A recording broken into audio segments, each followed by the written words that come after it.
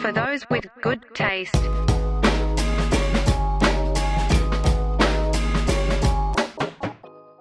Welcome back, Tasties and Taste Nets, to another episode of FTWGT Weekly. It's your boy Lenny, joined again with my producer extraordinaire, Dante. How are you? We good. Hanging on the G there, huh? Yeah, I like it. I went for it, dude. I had a high Ain't note. nothing but a G thing, baby. And we are back this week with the biggest movie of all time. Of all time? That's probably an exaggeration. The biggest rated R-rated movie, the biggest or the highest rated R-rated movie of all time, highest selling, highest grossing, most successful, a lot of accolades. Okay. Doing big business. Big business. Big business. But we have big business to attend to first. That is that you need to like, comment, share, and subscribe to this channel, please. Yes, and thank sir. you. We're going to be talking Deadpool and Wolverine this week on the podcast, as well as hitting you with a little bit of taste test. We saw a couple other movies this week. We want to run you through those. Bulk of this episode, though, we're going to be talking about Marvel Jesus himself, Deadpool, and Wolverine. God. I want to start with you, but I do want to just talk box office for a second. This movie is just crushing, exceeding expectations. It did $35 million on Thursday. That's insane, actually. $70 million through Thursday and Friday. It's currently tracking to do close to $200 million.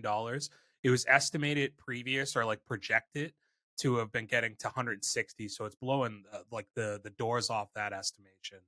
It is on track to be the highest grossing R-rated movie of all time domestically, passing the first Deadpool. And I read something about worldwide reaching maybe 400 million off of the first week. Jesus Christ. That's insane. That's a lot of fucking money. And that's insane. That's what happens when you kind of get everybody going on Marvel and then you choke them out for a little bit. Like, when's the last Marvel release we had? This is a gasp for air. Yeah. That's not real Marvel. Like, real Marvel would be the Marvels, right?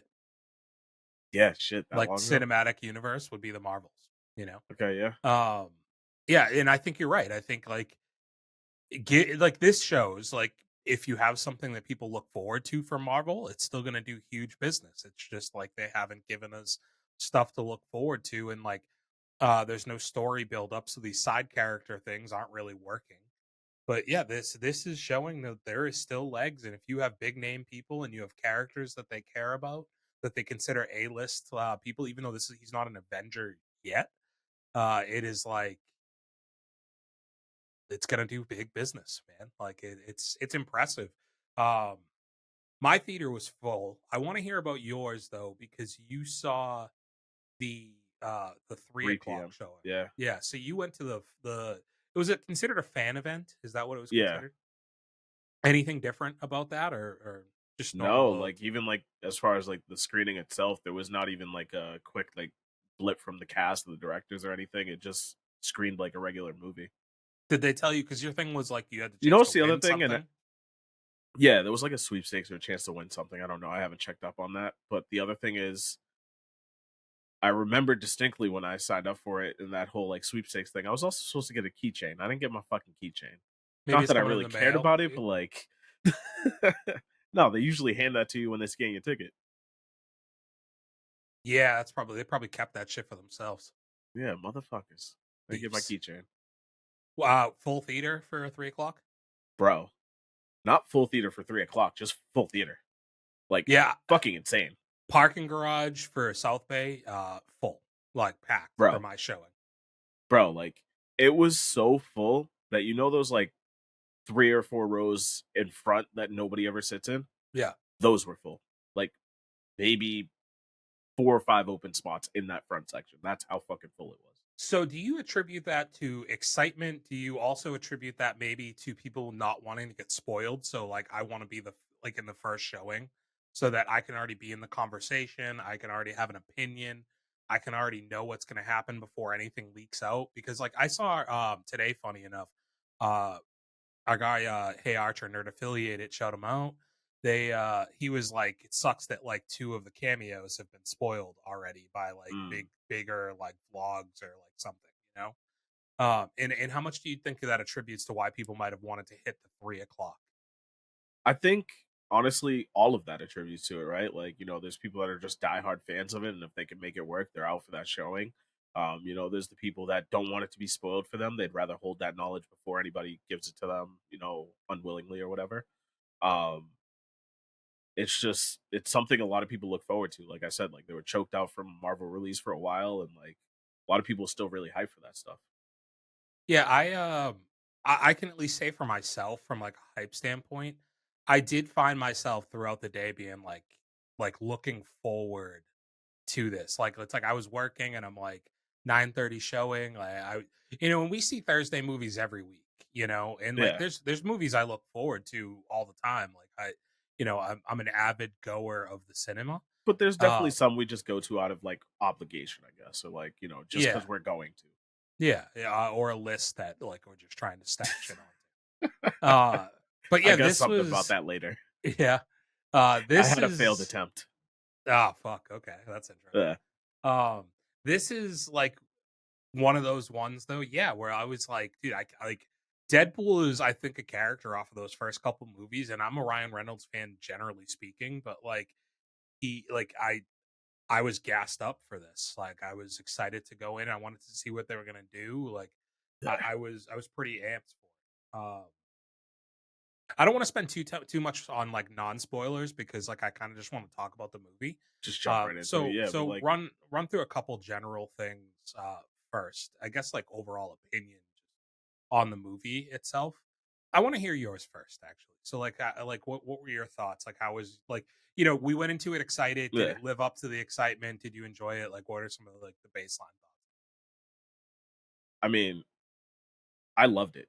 Like Yeah. I thought it very well delivered on the comedy. Like the story was enticing enough. Like the action was good. Like the overall I liked the movie. I liked it a lot. I liked all the like fourth wall breaks and stuff too. Um Ryan Reynolds being Ryan Reynolds at his peak, like it's Yeah, all really good. The cameos were a lot of fun too. a lot of fun. 100% a lot of fun. I so here's the thing. I've realized like today was the day I kind of realized that I've been going back and forth. Mm. I so somebody asked me today like what I thought of the movie. And like my response was just like it was really funny, you know? I kind of And feel where you're gonna go with this, and I tell you right now, if you're just gonna start picking apart plot holes, like yeah, sure, there are some, but like it's not the plot. I don't care about plot holes. Their response when I was like it's funny like they were just like that's the first thing like you led with, like it wasn't like it's awesome, like it's incredible, like it wasn't like an overall review of the movie. It was kind of just like it was really funny, and I find myself like looking at it. Here's the thing: from start to finish, I had a smile on my face the whole movie. yeah, Like I had fun in the movie theater, and at its core, that's what this should be. So success, like mission successful. I think it achieved being a funny movie from start to finish. I think the story was just kind of whatever for me. it was, yeah. But I mean, Uh, again, it was a good enough device to carry along But the I experience. thought the villain was good. I thought they performed well. I thought seeing Hugh Jackman back as Wolverine in a kind of a different feel for Wolverine was really cool. Like you mentioned, the cameos I think all hit.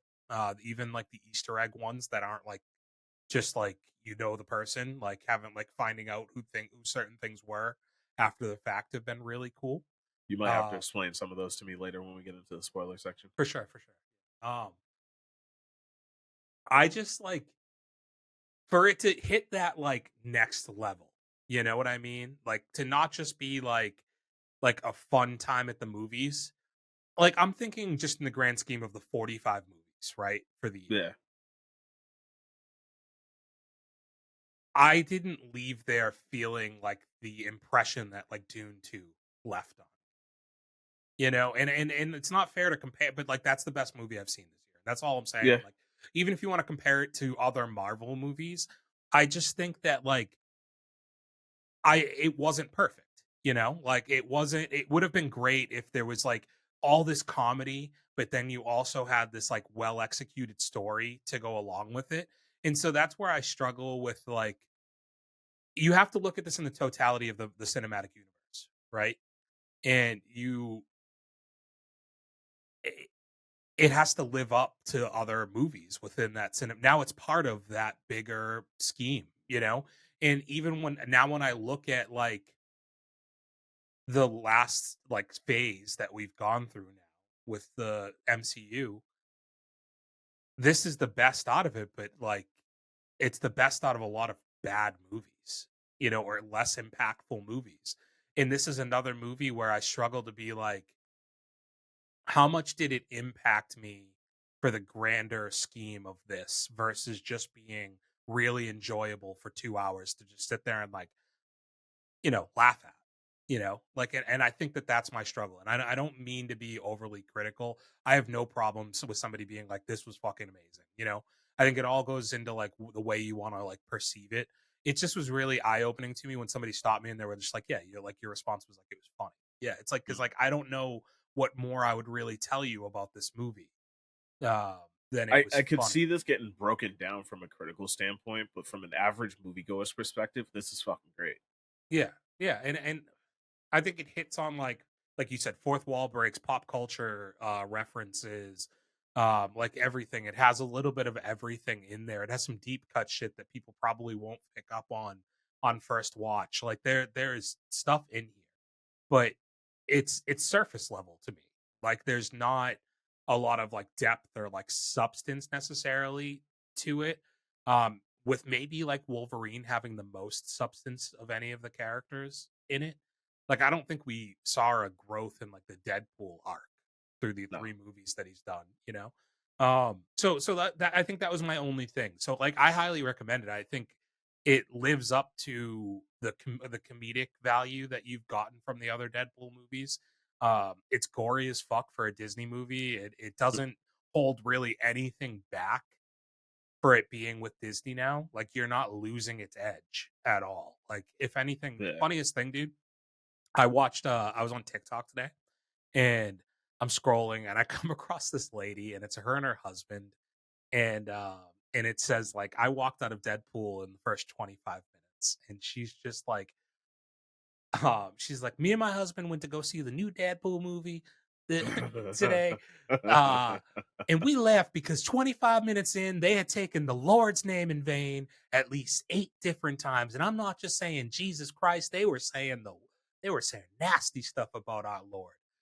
And I'm not just going to sit there and watch it. I was disgusted by it. And there was kids in the audience, and I'm just telling you, any good God-fearing Christian, don't go see Deadpool.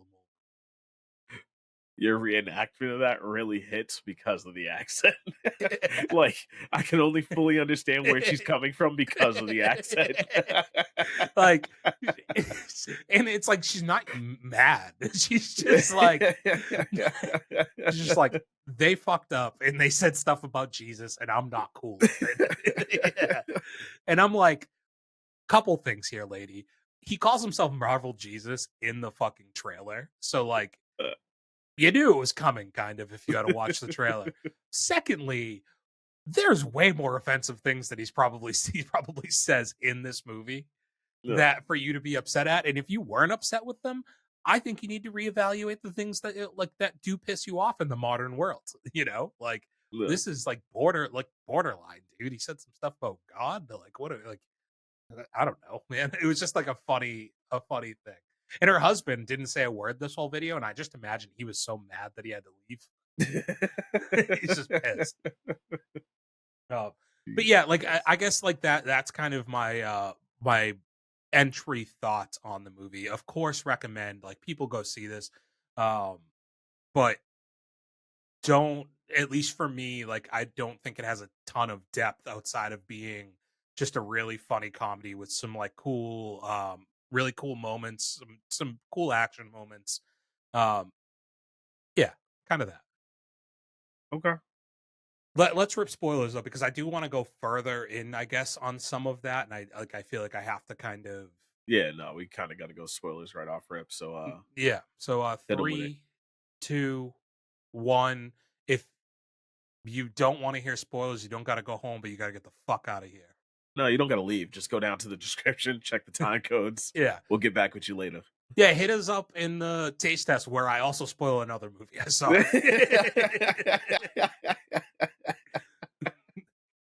Join us Don't there. watch review videos and expect to not get something spoiled. Come on. Yeah, you take it for what it is, Yeah.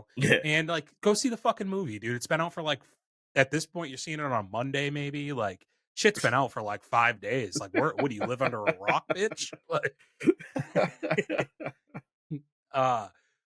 enough Shit. people saw it that they made $450 million this weekend, and you haven't seen it, dude. You're the problem, not me. The money talks. Everybody's seen it at this point. There's Yeah. nobody we could spoil it for. Some people probably saw it twice, maybe even 3 times. Yeah, so 3, 2, 1, spoiler, we're in it. I don't even know where to start with spoilers. Okay, let's just start with the beginning. I actually really liked that. Because the big question going into this was, how are they going to rope in Wolverine? Yeah, okay. So like I love the breaking of the third wall being like people were worried we're gonna ruin Logan. Yeah. And just so you know, we're 100% gonna ruin Logan. Yeah. Like that's extremely funny. I'm more talking about the NSYNC thing. So I love the fucking song, and like I was cheesing so hard. At the same time, I was like, this is going on for way a too long long. time. Because he did the whole song pretty much. Yeah. And the dance moves are super funny. And I was like, is this really Ryan Reynolds just like doing this whole thing? I hope so. Also, like a gem of a line, and I'm terrible at lines, but this is one that just stands out to me, and it's probably because I watched the show. But when he says like, there's 206 bones in the human body, except there's 207 when I'm watching Gossip Girl. It is really funny, but at the same time, it felt like, and I understand why he made the joke. Like Blake Lively's his wife, she's in the show. Like I get why the joke is there, but Gossip Girl predominantly for the better part of like the half of the show, they're in high school. So I was like, questionable. I know that's your wife, dude, but like she's supposed to be 17 for most of that show. So no, the later seasons. Yeah, that's literally like after we got out, that was the joke. He's like, he's only referencing the college years. Yeah. Shit. But like, it kind of brings me to my next thing. Like, I thought I don't think there's a ton of standout action sequences in this movie to me. I thought the first action sequence with the fucking using the skeleton as a weapon. It's creative. It was creative. Yeah. And it's a really cool like title thing, like where like they're like using the stuff to like tell you the names of the people that are gonna be in it. Like yeah. But like that, okay, like even more proves my point in some way that you're telling me like the memorable action sequence might have been the first one. Shit, yeah. Because I think the car, like the one they're in the minivan, that fight was kind of fun. Yeah. I enjoyed that one. I thought that was kind of cool. The initial fight, you got most of that with Wolverine and Deadpool. You got like a decent amount of that. It felt like in the trailer, like you kind of saw that coming. It was fine. Like they're all good. Like I'm not saying they're not good fight sequences, but like I always go back to Winter Soldier being one of my favorite Marvel movies, and the action in that, it felt really grounded, which I thought there was an opportunity with this movie to have some really grounded, like because it's more hand to hand. It's not like superpowers in the sense that like they can shoot lasers or fucking fly, Yeah. like that. I thought that there maybe was an avenue where we could have done even more with it. And I just don't know if I felt like there was any action that like blew me away, Yeah. And I don't know if we want to start ripping like cameo stuff now. I mean, we're in spoilers, so I guess we can kind of talk freely. You're going to talk about the letdown of Wolverine versus Sabretooth? Oh, that's funny. Like, I thought that was funny. Just fucking, and that wasn't like we knew he was in it from the trailer. Yeah. I'm more so talking about like it fell victim to I'm talking about the last sequence when you have the 4 big cameos ride in with Ah, them. yeah, yeah, And yeah. it falls victim to this thing that some of the Marvel movies did, like, and superhero movies in general. Like, I think, like, Age of Ultron had this issue in a way where you have, like, a big beat 'em up with your characters, but, like, they're fighting almost like faceless enemies in a way, and I felt like I didn't get enough from I'm, like, hesitating to say it because I don't wanna spoil it, but I'm in spoilers, so I can spoil it, right? Like, Yeah, it's just uh we're jumping around, and I guess you're hesitant because we're not in sequence, but no, whatever. I don't care about that. I just don't wanna, like so here's the thing, like, you get, these awesome cameos, and the 4 that, like, stand like, well, 5 that stand out. Chris Evans showing up was, like, so funny, and the way that they set it up was great. Like, Look, with him doing, like, the Captain America, like, drop down and, like, the cinema, like, or the movie, like, theater marked out a little bit for my bro, theater I don't for know about that. your theater, but like my theater, there was a lot of like almost standing ovations. No, we didn't have By the that. by the We end credit, there was an actual standing ovation, but like there was a lot of like roaring applause for the cameos. Not like that, yeah, not like that at all, for mine, but, like, people, like, laughing, like, audibly, and, like, we're like, "Oh, shit," for that part. Um, so, like, that was cool, like, a relatively minor, not minor cameo, but, like, didn't not like a fight thing really, like, like, he does a little bit of action. But then you get the later ones where you already knew you were getting X-23 from the trailer, but how they introduce her, being, like, teamed up with, Elektra, Gambit, and Blade, like, Blade. that was awesome for a lot of reasons, like, and, like, Channing Tatum finally getting to do his Gambit. Um, Is that a thing he's wanted to do for a while? he was supposed to get a standalone movie as Gambit for a long time. He had been pushing for I it and figured there gonna was a do thing it. I didn't understand about that because I thought he Yeah. was like the random one there, but I loved it.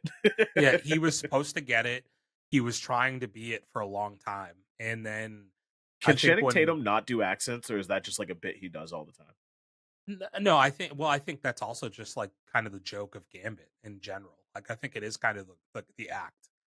Like, is that you're not able to understand him. He did sound bad for most of Yeah. it. Yeah, like, um, but he was supposed to do it, and then I think when Fox the rights got bought out by Disney, they were like they kinda canned it all together and, like, "We're not gonna Mm, do it." But, you get the like, I thought all their character moments were really cool, and just seeing them all on screen together was awesome. But I thought yeah, the fight that they all take part in was was kind of a underwhelming in a way, because like, yeah, I just felt like it was too many I didn't get, like, a standout moment necessarily with them, you yeah. It know? was kind of just like chaos. Like, hey, this is happening, but whatever. And all of the characters got more I thought X-23 got the least amount of, like, screen time in that fight sequence of any of them, like, the little girl, like, I thought she Yeah, had the moment of trying to get the, like getting the, helmet yeah. to them, but, like and she had, like, one other cool, like, fight, like, quick little thing, but she wasn't really focused on it. I'm like in my head, I'm like, "Well, she's the one you teased in the trailer. She has the most emotional attachment to the story you're trying to tell. I would have liked her to be more involved here," and I think I would like, I thought and then second, I thought Gambit got probably the most out of that, and he had a Yeah. lot of cool fucking like the card tricks and shit like that were all sick. I thought he stood out, but Elektra and then especially Blade, like I'm like, this fucking I Wesley can't even Snipes is remember anything Blade Blade. did. Like I want to see more of him fucking people up, dude. And I like it just felt like, yeah, really chaotic and not enough focus on individual fights that they could have had. Like I would have liked maybe more established out of that villain group to where you could have had standalone fights, like one-offs maybe, with certain people that were in that group, you know, and a little bit more focus within that fight rather than the chaos that it was. Yeah, And I think that that's where I say like the action itself, while it was good, it just there's nothing that like significantly stood out to me, with the exception of I thought that van fight with Wolverine and Deadpool like was pretty brutal and like creative in like the ways that they were able to just do that whole sequence and in they the kept it all confined in the in the van. minivan. Yeah. Yeah, like, I thought that was really cool. Uh, what else? So some more of the cameos. So the surface level ones you obviously knew. The group of Deadpools. Some interesting ones from that, and I only remember Mm, of a few of them off the top of my head. You know who Lady Deadpool was, right? no. That's Blake Lively. That's his wife. Ryan Reynolds' wife played Blake Lively was Lady Okay. Deadpool. Kid Pool. Like the baby?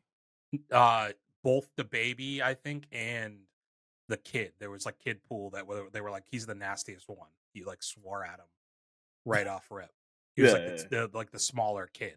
Yeah. Um, those were both Ryan Reynolds' kids, Oh shit. or at least definitely the teenager one was Ryan Reynolds' kid. I think the baby was too. Hmm. So that was cool. The cowboy Pool, like Deadpool, Yep. was voiced by Matthew McConaughey. Okay.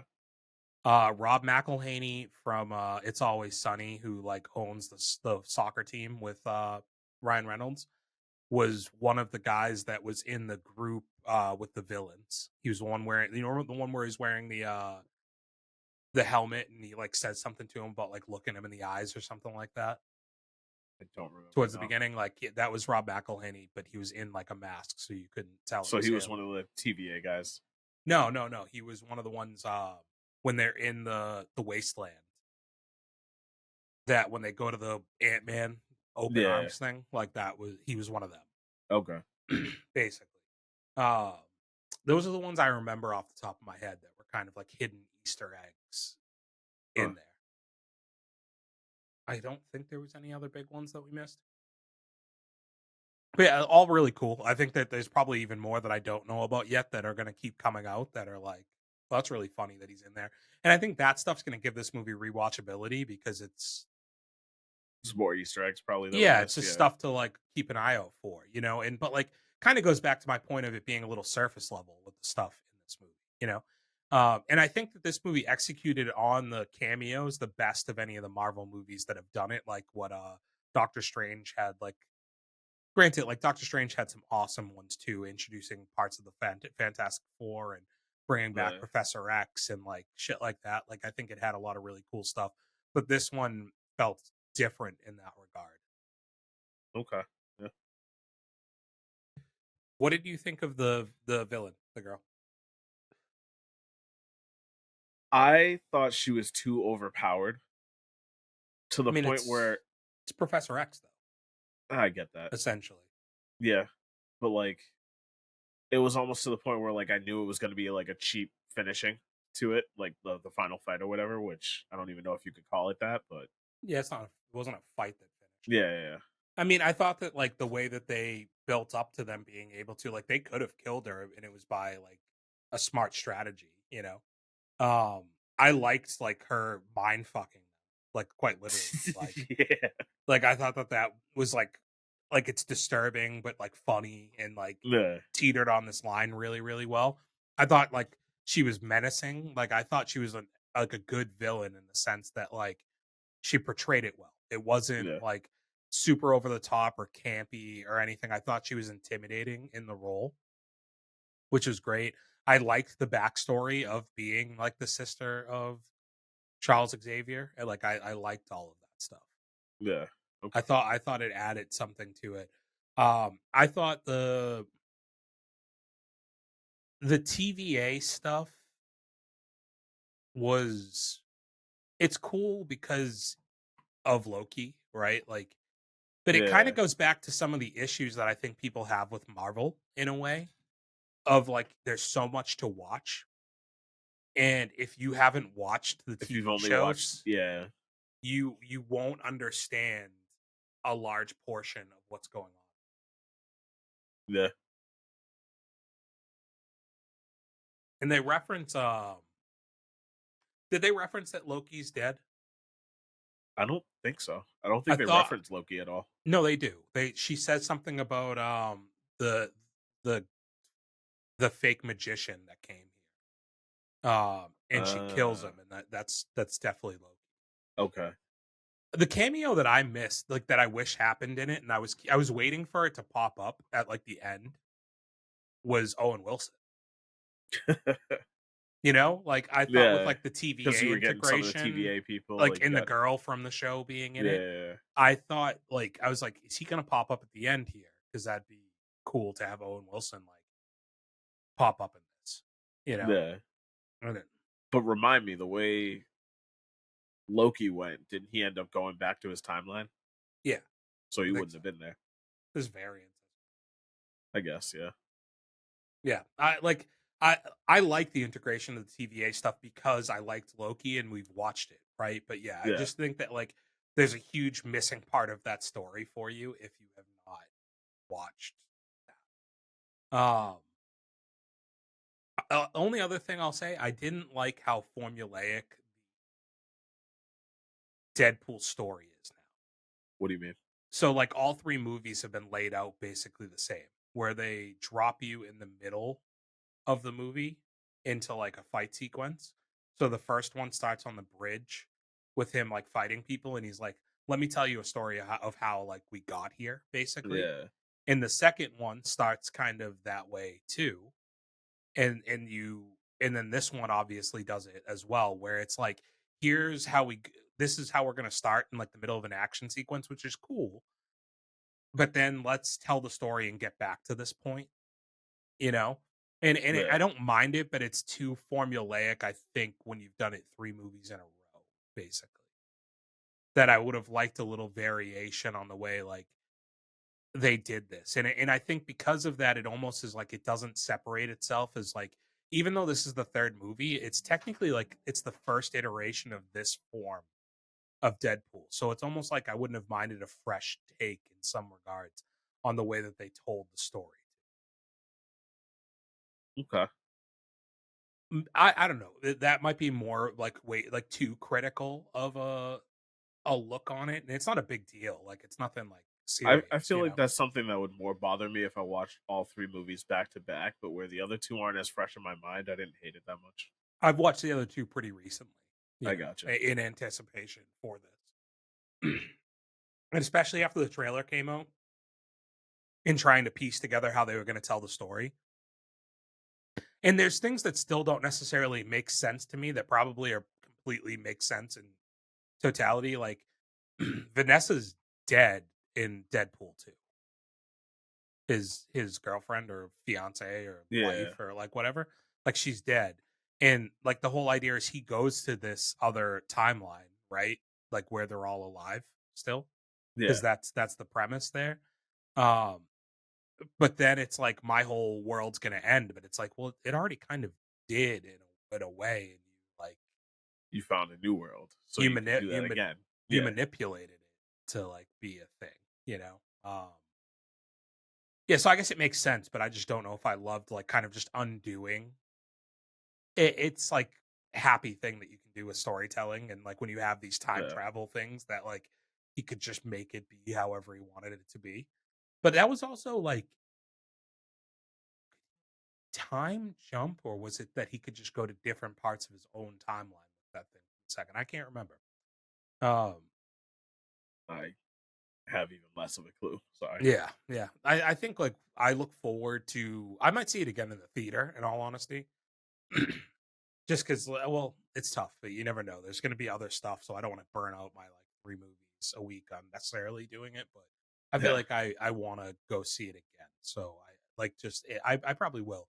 I want to see it again before it comes out of uh Dolby or IMAX. Which I wonder, is it getting 2 weeks run? It's got to be, right? What else would kick it out? Nothing that I can think of is big enough from a like theater standpoint that they would move that out of those theaters. I think it's fine. I think, if anything, other movies have moved away from this time slot to leave the space for them because they didn't want to get overshadowed. Yeah, yeah, you're right. Yeah, I don't know. I don't want to do the thing where we go for 50 minutes just for the sake of going for 50 minutes. Yeah. Let's just get to the end, I guess, and just hit that. The end is I don't know, it's just like a convenient movie happy ending, you know? Yeah. Would you have liked it better? I think I'm torn because I was disappointed at the idea that they were gonna kill Wolverine, right? Like, because I think now you have him You just back. made this whole device to bring him back. Yeah. Yeah, yeah, to just not have him anymore, and he already had the perfect ending with Logan.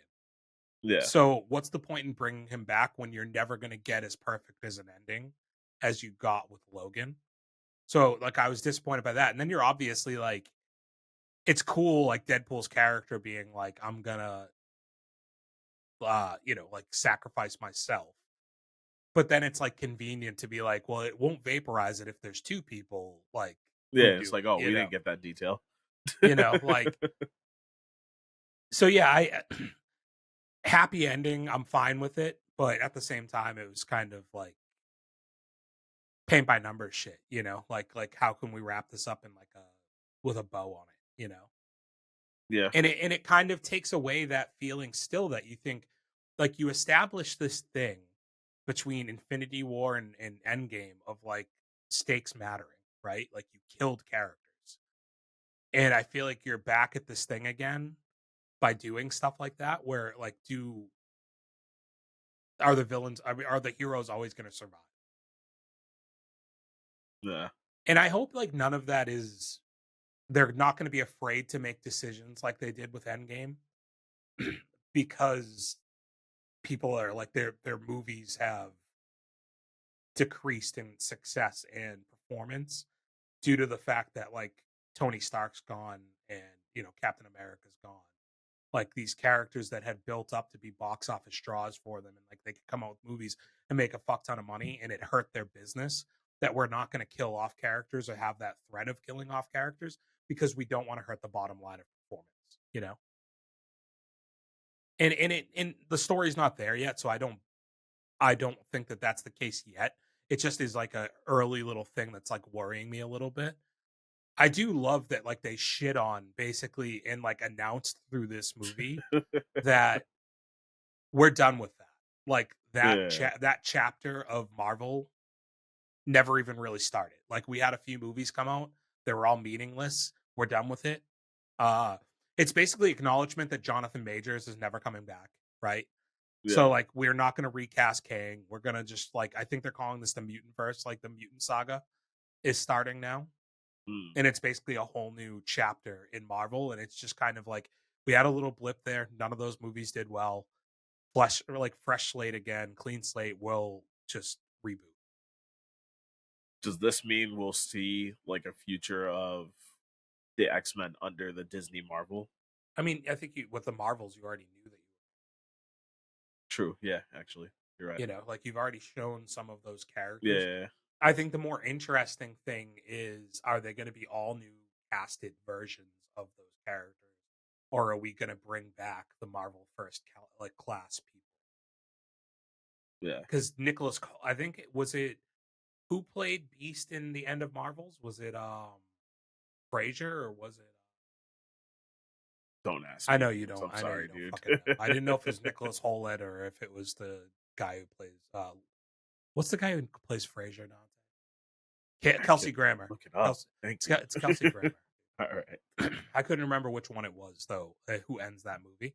Yeah. Um, but yeah, I think it's just interesting to be like who because now that you can just pull people from whatever fucking timelines you want to pull them from. You can kind of rewrite the whole story. Yeah, yeah, Yeah. and like even the thing now, it's like you have a Blade movie you're working on, but technically Wesley Snipes is still alive, dude. It was Kelsey Grammer in the Marvels. I said that. Oh. Well, in the Marvels, okay, no, you're right. Yeah. I thought you Yeah, were questioning who it was. I was like, yeah. wait, hold on. He's not coming back, so I assume you're going to recast Beast in some way. Yeah. But it's also like that's even weird with that is like you're going to have to start the cinematic universe as if, or like the X-Men version of it, probably as if the X-Men have already been established. Yeah. I don't think you're going to do the first class thing again. Like you're building this team. What they're gonna have to do is eventually write away from the multiverse shit. Like I get that this is a device for them to kind of reinvent the start of the story, but at some point they gotta kind of cap that. Yeah, and this movie kind of shitted on that in a way Yeah. at times but it's like you shitted on it while like playing heavily into the idea of a multiverse, and like you even went as far as to be like you stabilized this timeline. Like this timeline can keep going. It's thriving, you know. So there's still Yeah, like there's like the original timeline that they reference multiple times, but there still are other branches that are that so are like stable. Yeah. yeah, like I don't know. It's still like messy in a way. But yeah, I'm happy that they didn't kill off Wolverine. I just hope it doesn't like lower the stakes for movies going forward. That there's no consequences within these or the Well, threat. because wasn't one of the big things with this movie too supposed to be that like um Hugh Grant was done doing Hugh Wolverine? Jackman. Hugh Jackman. Shit. Wow. I was Well, almost proud of myself for remembering the name too. no, so he's said this a few times, but he was on Hot Ones last week with Ryan Reynolds, and like that a good interview. If anybody doesn't watch Hot Ones, like usually Sean Evans is probably like one of the best interviewers out there, and the concept's obviously really funny. But like he talked about this that like he announced he was retiring from Wolverine, and then Deadpool came out like 6 days later, and he immediately was like, "I fucked up," because they asked him like, "When did you realize that you'd be like the perfect straight man to like Deadpool, basically in like this bromance style uh like movie?" And he was like, "The first time I saw Deadpool, I realized that my character would just work perfectly, and I wanted to do it." You know, Hmm. so I think this has probably reinvigorated him in a way, you know, Okay. to want to keep doing it. Yeah, let's do ratings. Yeah. I've edited my list, by the way. Okay. I moved some stuff. What'd you do? Well, so like upon watching this movie, it made me feel like I had to change where Bad Boys was positioned. Like you had it too high? Yeah, I had it Yeah. at 2. Yeah. And I think that this movie is probably better than that. But I don't think that this movie is better than other movies that were there. So, I gave this 3.5 stars. What did you give it? I gave it 4.5. Damn. Okay, so you have it like almost like to me that's perfect. I have it at 2. Yeah, like to me You got to four and a remember, like the thing we go back and forth with a lot is like I don't look at things in as critical of a sense as you do. not criticizing your score. I'm just like all I'm saying is for me 4.5 basically means perfect. I don't want to give something a 5-star rating, so like 4.5 basically means it's like incredible. You know, like Yeah, no gripes to it at all. Like that's the only reasons for me. Um, so yeah, I gave it 3.5, which then made me revisit other things. So yeah, I have it in at 4 okay, on my list. So still pretty comparable in terms of rating. I've been more strict on my star ratings than you have, so yeah. I think some of that lends to it. So I have Furiosa in front of it, I have it right in front of Furiosa. and then I have Kingdom and obviously Dune Part 2 Yeah, in front of it as well. mine goes Dune, this, then Furiosa. Yeah. So, you know, we're not too far off on it. The stars are the biggest differential there, which like I said, I don't have a problem with you giving it 4.5. Like I'm not going to argue on Nah. that. I just think because of some of my issues, like I said, the surface level stuff and like not having a ton of depth hurts my ability to give it I think that type of a level. large part of my reason for my rating is at the end of the day, this very clearly set out to be a comedy, and I think Yeah. it very well executed on that, and I was very happy with the product I got. Yeah. Yeah, I agree with the sentiment that it's set out to be a comedy. But I think it's if so you have what's your rating for Dune? 4.5 as well.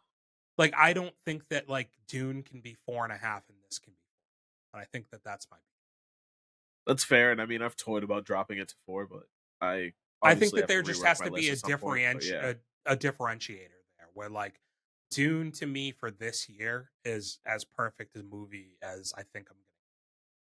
where this definitely isn't perfect. It just held really high on enjoyment. So yeah, like I would have put it a step below that. It's like my only thing. You I'll know. probably make that edit later, but yeah, no, that's a fair point. Okay. So I want to talk about one topic really quickly, like before we do taste test. I just wanted to talk about the movie theater in general. We do this on this show. I want to talk. I've been thinking about this, um, and it'll kind of lead me into taste test a little. Okay. First of all, the movie theater's back. They're not Yeah. going to tell me they're fucking not That The movie was the theater's back. fullest I've seen a movie theater in a while. I'm not even saying that. Like Twisters just blew away their projections a week ago. True. Yeah. Like and this summer has been like last summer, like we talked about this. There was like 4 movies last year that like blew away box office projections. So it was a successful year.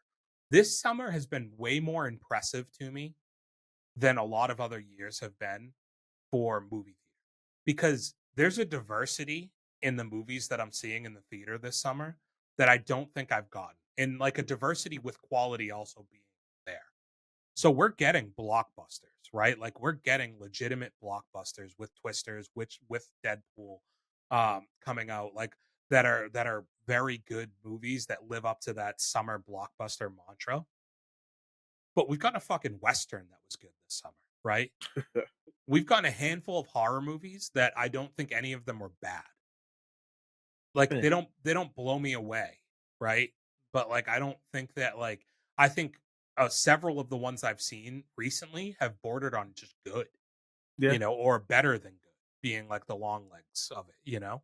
Yeah. Like I don't think we'll ever get like a 5-star horror movie, but they're just about as They're good as not they can supposed be. to Yeah. be, yeah. Yeah. I didn't even mention like Bad Boys 4 is in that summer blockbuster conversation, you know. We're getting like the Fly Me to the Moons that are just like an easy watch rom-com comedy-esque movie, you know. Uh I appreciate this summer that I feel like and we haven't even hit August yet, that I've gotten a variety of movies and I've been satisfied with almost all of them that I've gone and seen. And I have like something like Alien Romulus next month that like the more I see of that movie, the more excited I am for that and like looking forward to that. And I'm like, dude, we still have another month left. And there's a couple of movies that I still am like, damn, in August we're getting this. So yeah, I just wanted to hit that really quick that like there's a lot of negativity about the movie theater. Um and its place that it still holds in like the media world. Uh and it's really easy during the like the winter and well not winter but like you know your February's, Marches to be like movies are dead, you know? Like people don't fucking care about it. And I Yeah. think it just shows that like when you have quality IPs and you execute on the properties well, people will show up for it, you know? And when you give diversity in the movies, because even though Longlegs isn't making $400 million, we talked about it. It is the highest grossing movie that company's ever put out. It well exceeded its budget and its expectations. And like it's not a huge movie. It was interesting. It's an original IP. Some it's not a Marvel movie. It's not a sequel or a reboot.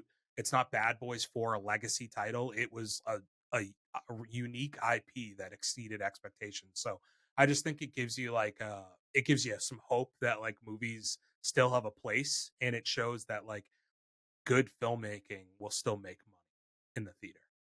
So my one little point. I like that. Yeah. Bring back the movie theater.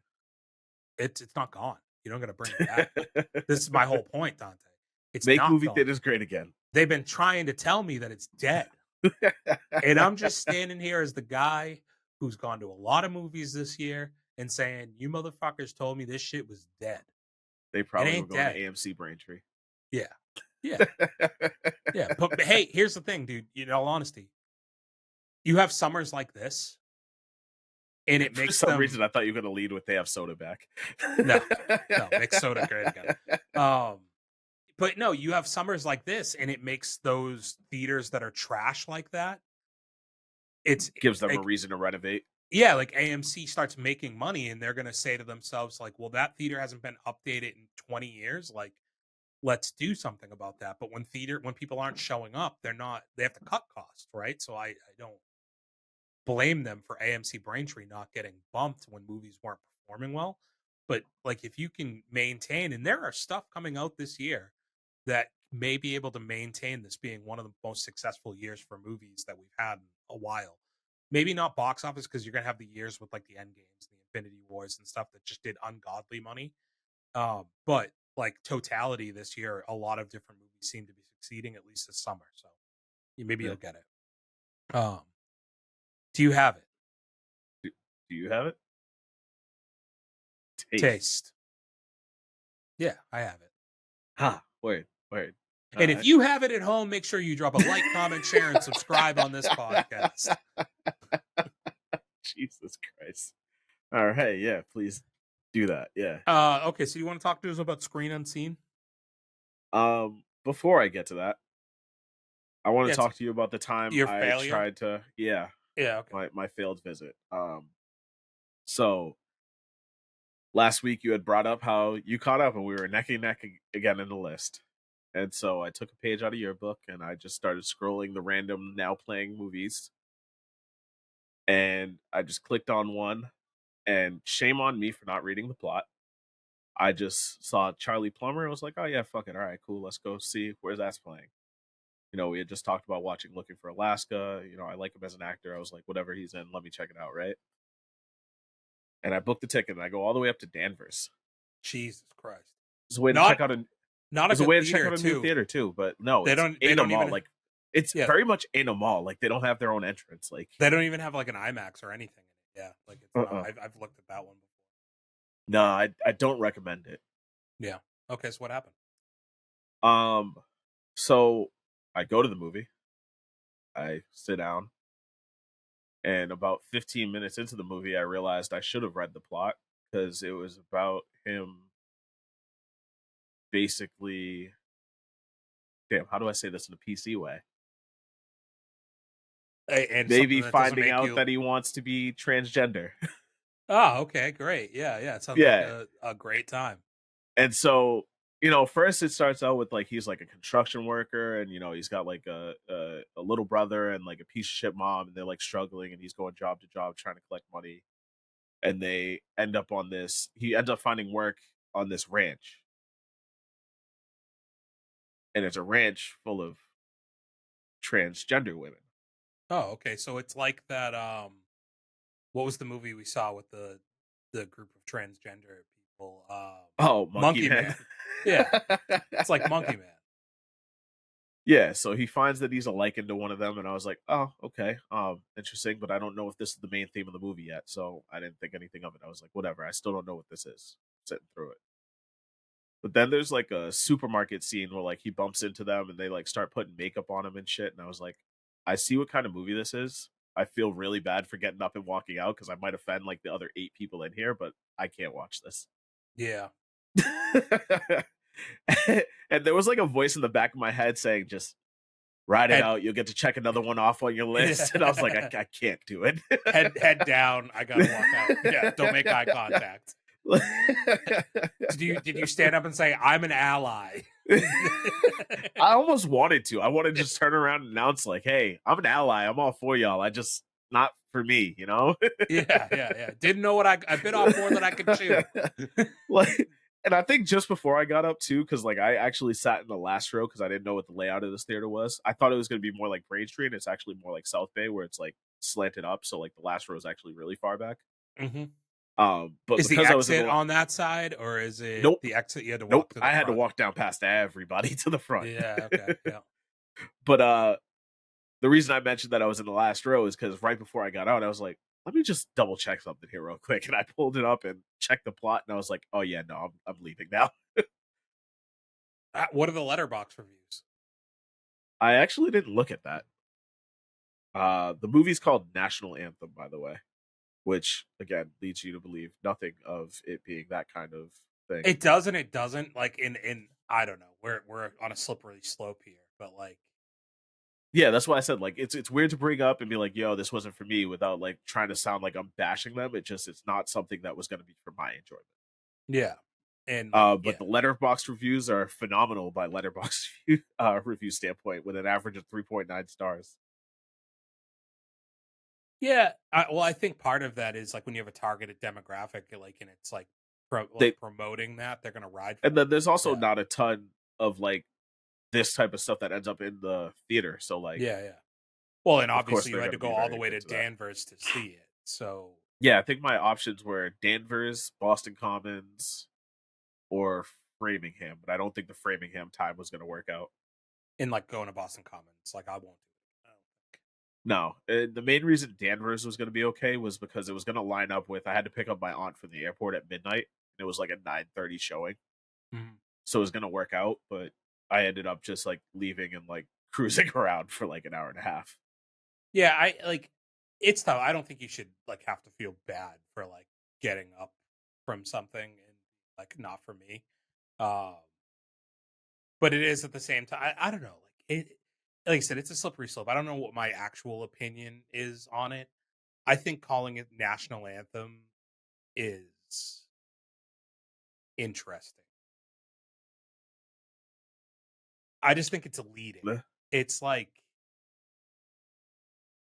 it's telling. I think when you call something national anthem in a way, you're basically saying like this should like you should like this should be your interest, you know, Yeah, in a way. Like I don't know. It's weird.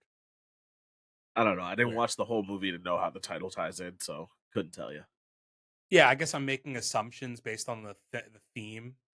And like even I haven't followed this closely enough, so I don't have an opinion on this either. But I know there's a bunch of controversy with the opening ceremony to the Olympics What about it? because it leaned very heavily into like pride and stuff like that, and Really? people are just kind of like, what does that have to do with the Olympics? Like why is this the message that we're leading with for the Olympics? Like it's not really like those two things. It's to me, it's just like it, you don't have to put it into everything just so people are like we're accepting. You know, like if anything, I question you way more. And like this movie is probably made from a good place, so I don't think those two things necessarily like tie Yeah. hand in hand. But like I look at stuff like that, and I'm like, you're trying really hard to like let people know that you think something's okay. So I'm like, maybe there's something that wasn't okay in Yeah. there, you know. But I'm sorry that you couldn't check one off your list. Yeah. Yeah. Yeah, that was a weird one for me. But Charlie hey, Puller off your list now. You won't go see movies with him. I don't want to say he's off my list. He's still on my list. I just got to read the plot first before I go to see a movie. I like. I'm always going to be the guy who's like, if I like an actor in something, I'll give it a shot. Yeah, and I kind of tried to take a page out of your book with that, and I felt like Yeah, if I started reading plots, I was going to talk myself out of it. So as soon as I saw an actor that I liked, I was like, "Fuck it, just book the ticket, let's go." yeah. Well, did you stay till the end of that movie that I looked at the thumbnail for, and I was like, I don't really care about this. Oh, for Screen Unseen, Yeah, Kneecap. Yeah, I watched the whole thing. yeah. You liked it? Yeah, I thought it was pretty cool. What's it about? So basically, it's like this Irish rap group called Kneecap, who, damn, like there's like a whole like Irish history thing, and I'm gonna fucking bludgeon it because I'm not good at like details and stuff. But like Hmm. basically, they were trying to bring back the language, their native language. I think Gaelic, right? Yeah, Um, and the whole theme was like, the more people speak it, the more it can't die. And so they started the rap group by like rapping in Gaelic, and they got like super popular and stuff. And then I guess later on it resulted in like them being a huge part of the movement where a law was passed that no longer like bans the language or something like that. Again, if you want the history on it, you're gonna have to do some reading. I wasn't prepared to give a whole dissertation on this, but is it a true story? it is a true story. And your main actors, so the two guys in the group, and then their producer, are all the actual people in the group. That's cool. So that was pretty cool. I didn't notice that until I was reading afterwards. Well acted. Yeah, I Like thought it was pretty good. They were good. It's like Yeah. Eminem playing B Rabbit. I would say it's more of like a Beastie Boys vibe. Yeah. Well, I just meant like the actor playing himself in a biopic about himself. I get you. Yeah. Yeah. It's not like the NWA movie. Well, kind of, because they cast Ice Cube's son as Ice Cube. No, it's actually them playing as themselves, which I thought was pretty cool. All right. Well, the part of the screen unseen experience, decent crowd. Yeah, decent. I think I counted like 15 or 16 people. It was one of the smaller theaters in Braintree. Mm-hmm. But there was only 2 walkouts. Okay, that was my next question. Yeah. How quickly? About 20, 25 minutes in. Do you think they thought they were getting Deadpool and Wolverine? I hope not. I think there's been enough of these to realize that type of movie will never be a screen unseen. Yeah. I still wonder if people think they're gonna get like. No, I still think there's a large part of people that go to these without checking Reddit and trying to figure out what it is beforehand. So it's truly a mystery for them. And they get there and they're like, whatever, it's just $5. Let's see. No, I'm not too into this. I'm leaving. Yeah. How long is it? Hour and a half? I think so. Something like that. It wasn't like aggressively long. Got it. I don't have the runtime though. But it felt pretty well paced. I did a 10:20 in the morning at Assembly. Okay. This week. I went and saw Oddity, which I said I was going to see last week. Okay. Very good. Like it was I was by myself. I think I was the only person in the entire theater at 10:20 in the morning.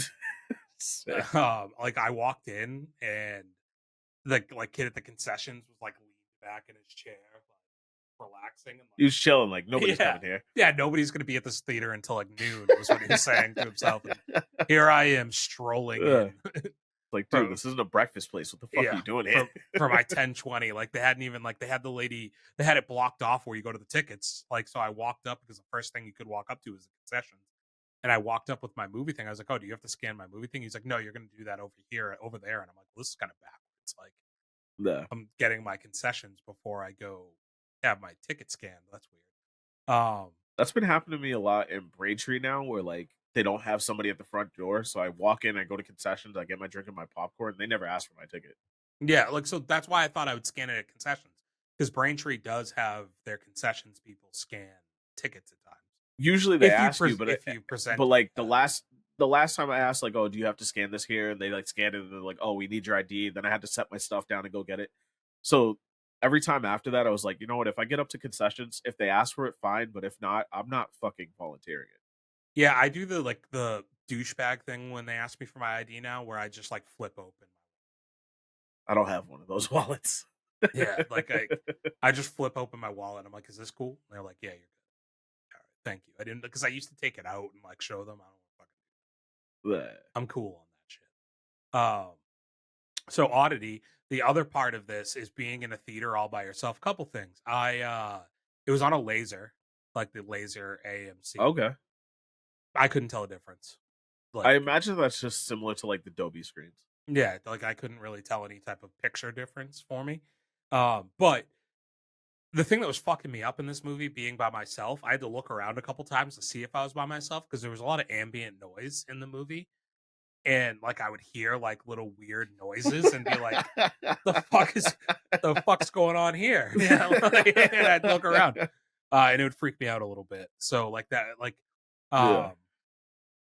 the other part about that theater, so I sat in the first row, like not like the handicap, like the seats behind the handicap.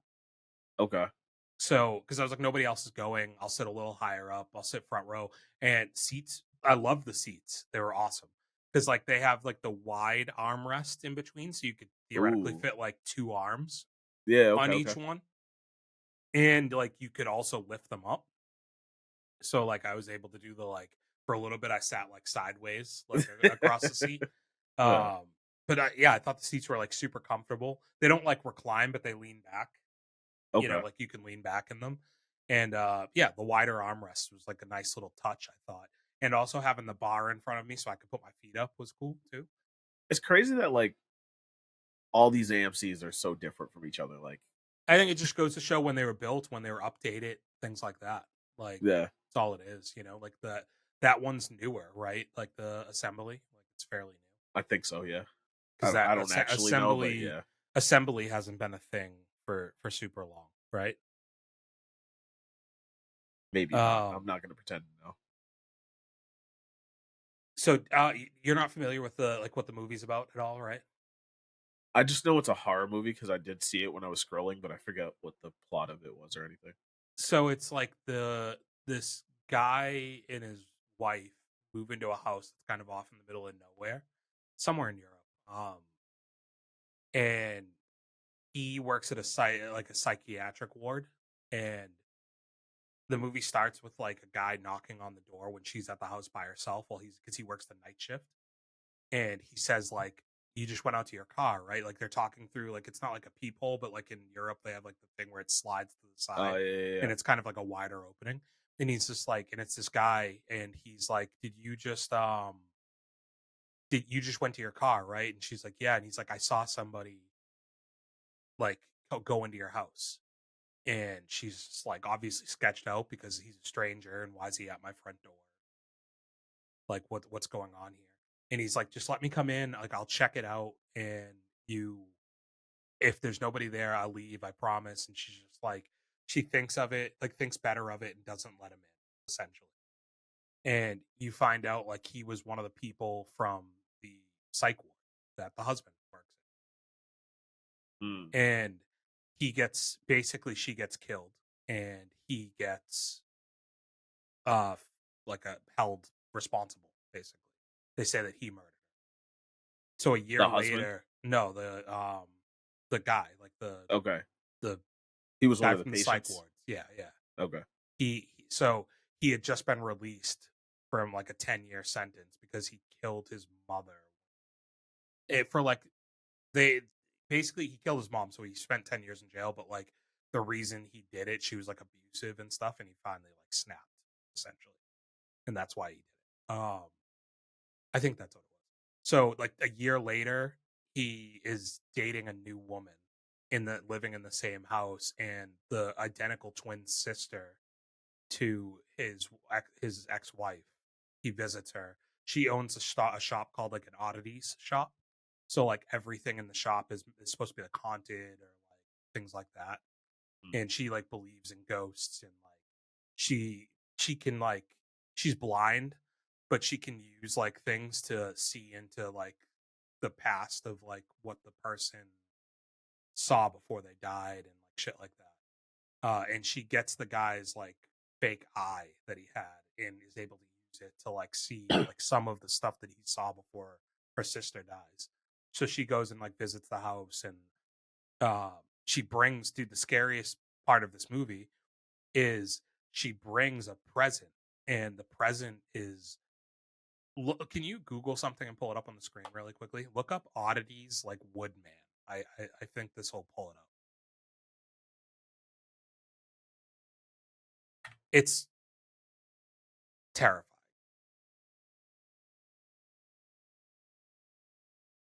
You find it? I think so.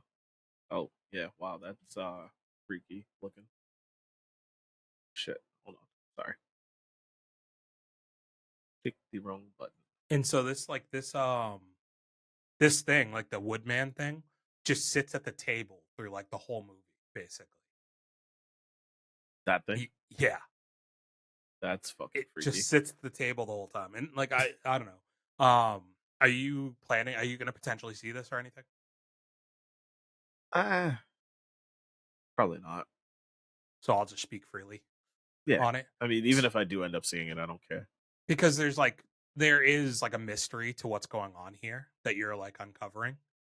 And like so the sister goes there, and the husband has to go, or the like her sister's husband, the guy who works at the psych ward, has to go to work for the night. So she stays overnight with the new girlfriend. and starts asking her questions. And she's like, "You guys are like you met before they broke up," and like it's kind of like, I see. what's going on here, um, and so the fucking woodman, first of all, so she like believes in all these rituals and stuff, and she can like control that woodman basically. And so there's a scene where like the girl looks over the edge, and the woodman the whole time has just been sitting at the table, and it's like a dark house, and he's just been sitting at the table like that, looking forward. But at one point, she looks over the edge because the walkway to like the bedrooms and stuff, it's like an open ceiling, high ceiling, and there's like a walkway that goes along the above it. And she looks over the edge of the railing, and the woodman's just like tilted up, like staring up with its mouth open, and it's like, "Whoa, what the fuck is that thing?" Like, and it freaks you out a little bit. Uh, And the the new girlfriend finds the camera, and so at the beginning of the movie, the the wife who gets killed has been taking pictures in the house, and like she's trying to with the pictures see like orbs and shit like that, like mythal like the haunted shit and stuff okay. like that. And she's like taking pictures of the house. And so I told you that guy says that he sees somebody come into the home. Yeah. They show you a flashback to that night. They're starting to uncover more of what happened.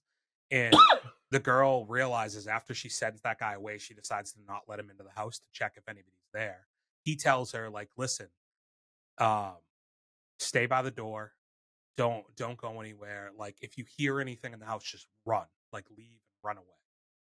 And she doesn't really like listen to him. They have a tent, 'cause the house isn't finished yet. So they have a tent set up in like the entryway.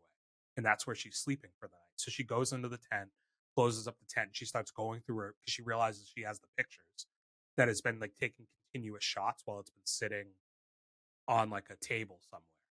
Yeah. So she goes and it's facing the front door. So she starts going through the pictures, and like of course she sees one of the pictures captured somebody coming into the house. So now she knows somebody was in the house with her, and like you have the scene where she unzips the fucking tent, and the guy is just sitting outside of her tent, and he's the one who kills her essentially. But the wife finds that or the new girlfriend finds that camera that night that the sister's staying over, like the identical one, Yeah. and she starts scrolling through, and she sees a video of the husband and his dead wife like in the tent together for the night. And she watches it once, and when she rewatches it, she looks up, and like the corpse of the dead wife is in the corner, and basically scares her into running away and like jumping in her car and leaving her for the night. And the identical twin sister was just like, you were like, it's just like this.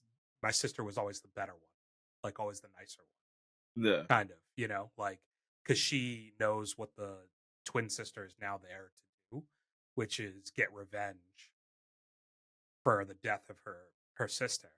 And she doesn't want this girl to die because she knows she didn't do it. But you find out that the reason why the guy from the mental institution shows up at the house that night, because it didn't really make sense, right? Like it's in the middle of nowhere. Why did he know to go Where there? to go? Yeah. He what happens is he can hear from his room the vents like sound travels through the vents of conversations, and he hears the husband plotting to kill his wife with Oh another shit. person who works at the hospital. So he heard that through the vents. So he gets released from jail or from the mental institution. He goes there because he knows that they're going to kill this girl.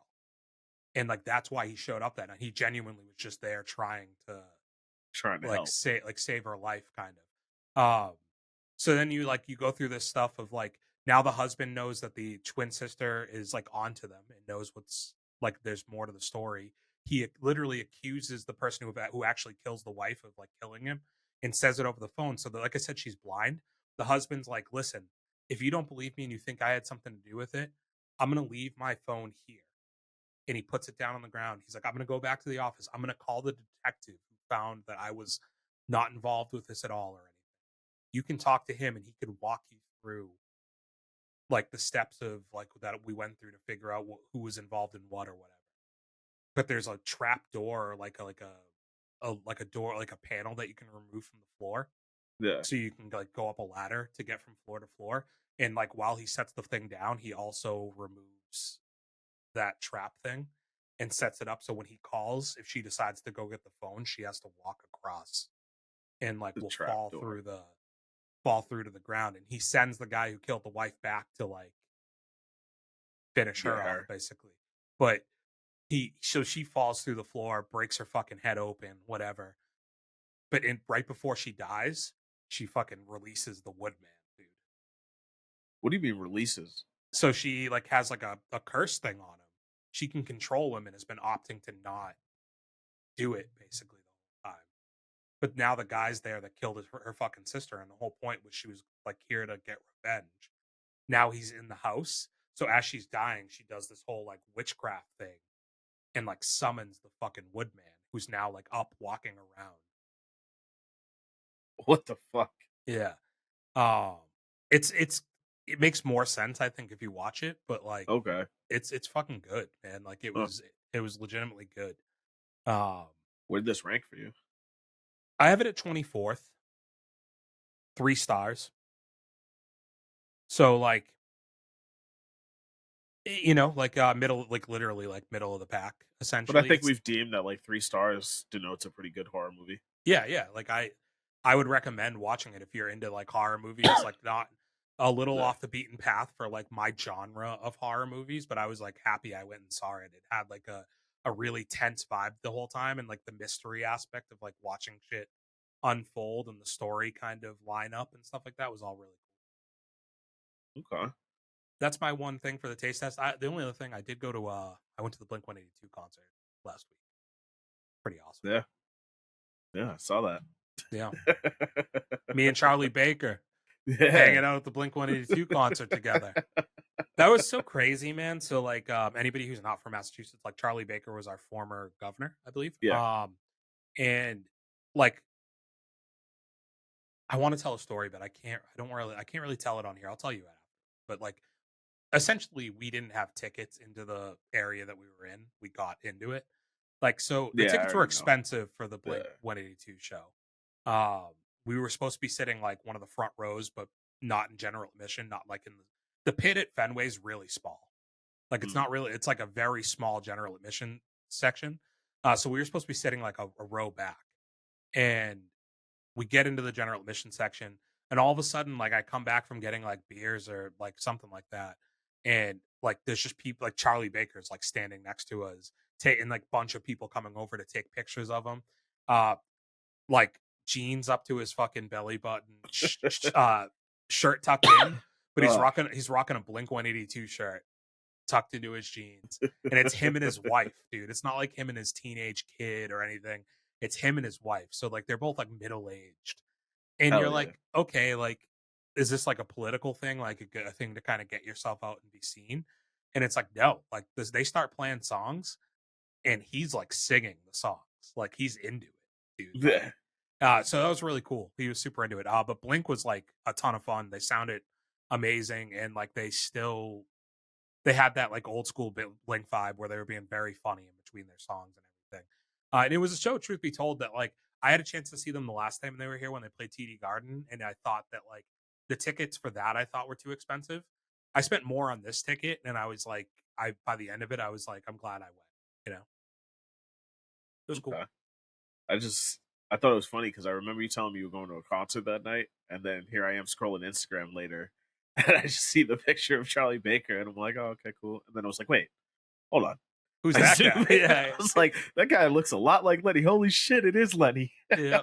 We were literally like, for majority of it, like 2 people away, and like I didn't go and talk to them, ask him for a picture or anything. I think that shit's kind of like corny. I'm like, just like let him be a human, you know. But Yeah. he was super cool. The only thing that was funny was a group of people went up to ask like get a picture with him, and they had drinks in their hands, and he reached over and just grabbed the drinks out of their hands and put them behind them, so like And you I have couldn't them see in the them picture. in the Yeah, picture with them, and I thought that was like funny, and I was like, he's gearing up for a presidential run. yeah. But yeah, got my vote. Vibing. Sick. All right. Um, you have anything else? I mean, I have a couple things I could breeze through. I saw Wimbledon. Me too. I watched it like this week. Really? Yeah. You decided to rewatch it again? Nice. It's been a while. Okay. I didn't watch it when I bought it. Oh, you didn't? Okay. I No. got you. What'd you think? I liked it. I liked It's it a fun. lot. It's fun, right? Like it's nothing like One crazy. thing I will say is I think it made me dislike challengers more. The tennis because the tennis scenes were like easier to follow. I just think like, yeah, I mean that was easier to follow, but I think also like the romance was more likable. Like I just think challengers is way too toxic. Yeah, like Challenges is meant to be a toxic movie where this is just a Yeah. rom com. Yeah. Yeah. No, I like that. With a story that's easy to get behind, like, like a last leg of like a career trying to make a run at it and he finds like inspiration to be better than he was and shit like that. And also Yeah. like I don't get to say this too much or I try not to juxtaposition of like her being on the come up and him being kind of a detriment to her performance. Like almost Yeah. like a tipping of the scales kind of thing. Yeah. Yeah, yeah. Yeah, I thought it was fun. I thought and then like a lot of like recognizable actors in it too. Yeah. James McAvoy playing his younger brother. Professor X. Fun tie-in. Oh, He's the first class Professor X. I see. Yeah. Okay. Mhm. What else you watch? I also watched Beetlejuice. I have to watch it. So I watched it in preparation for the second one coming out in a few months. Enjoyable. Yeah. Yeah. So after watching it, I realized I don't think I've ever actually fully watched the movie before. No, I think I've never seen it start to finish. That's Like why I I know wanna I've watch seen it. like bits and pieces of it before, but I don't think I've ever actually fully watched it.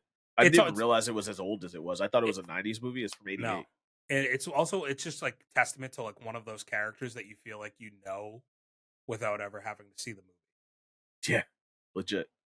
No, I mean I loved it. I thought you would get more Beetlejuice in it, Yeah. but still The whole really premise good, is you don't want to bring him, right? Yeah. You don't want to say his name. Yeah. But no, very fun movie. Funny. I What don't know what more streaming I can service say. is it on? I don't remember where I Max, watched it. maybe? Not Max because I don't have Max anymore.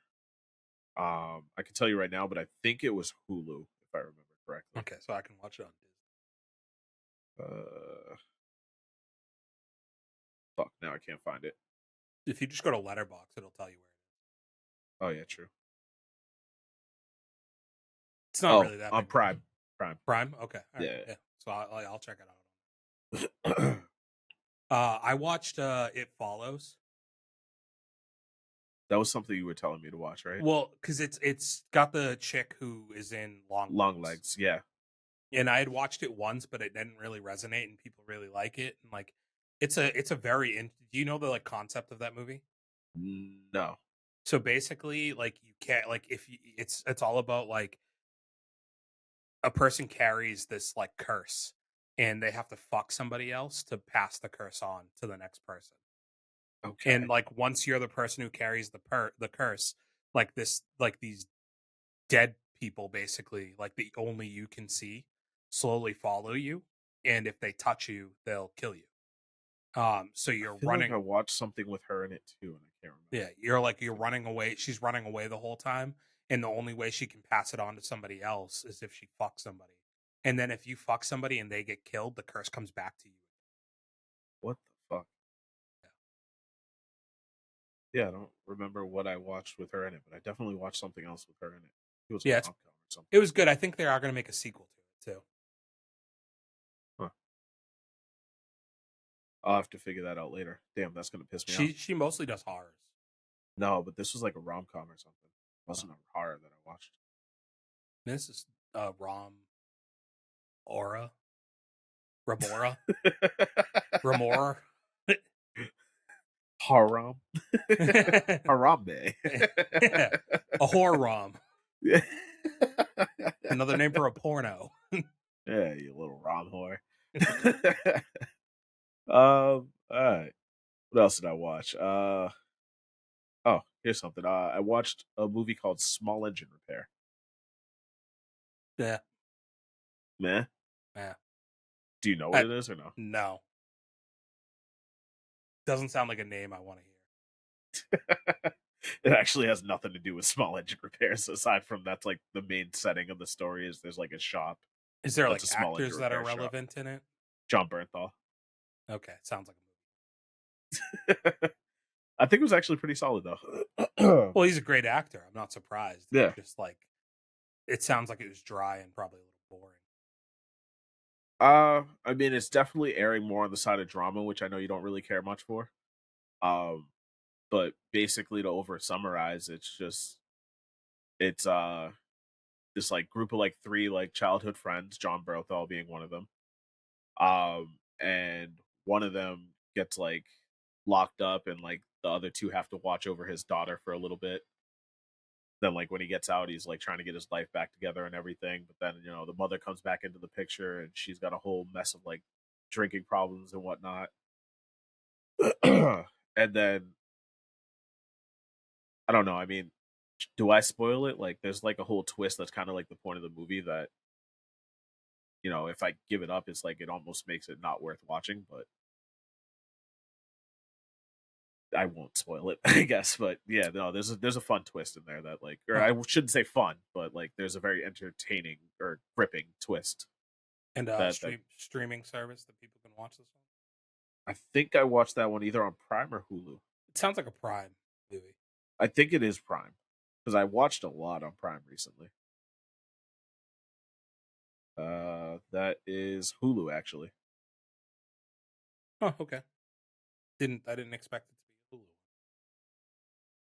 But Interesting. like, I think you would like it. So you're telling me to watch it? Yeah, so I can hear your thoughts. All right, I'll give it a go. How long is it? What's the runtime? Hour 40. Hour 40. Sounds a little long, but okay. I will admit it is a little bit of a slow burn of a story, but Again, once it gets into it, it's pretty good. In a way, not shocked again. It's like it's a John Bernthal movie, so like I kind of, I don't know. I just feel like I know what I'm gonna get with a John Bernthal. Yeah. Okay. Anything else? Oh, there was one last thing. Palm Spring. Yeah, it's a good movie. I like it. Rom-com, Groundhog Day kind of thing. Day Yeah. repeats itself. I've watched. It's fun. It's been a while, but I enjoyed it. And yeah, that sums up my taste test. All right. Well, let us know out there, guys, if there's anything else we should watch. Give us your reviews of Deadpool Wolverine. If you have seen it. If you haven't, again, you live under a fucking rock. I don't think we Maybe have they just have anything- lives. They have a busy schedule. They had other things to do with their weekend. I don't think catch it there's this coming anything weekend. else this week, so yeah, plenty of time to watch it. And we are a week out from the gayest thing me and Dante have ever done, which is go to ladies' night to see. That was the other thing I meant to tell you. Yeah. When I went to, so I add all my tickets into my Apple Wallet. When I went to go watch Deadpool Wolverine, I had them scanning the wrong ticket. So they kept scanning it. They're like, yeah, no, it's not working. Scan it. No, it's not working. Then he finally looks at it and he goes, my dog. This isn't girls' night out. I go, oh no, dude. Oh no. Oh no, man.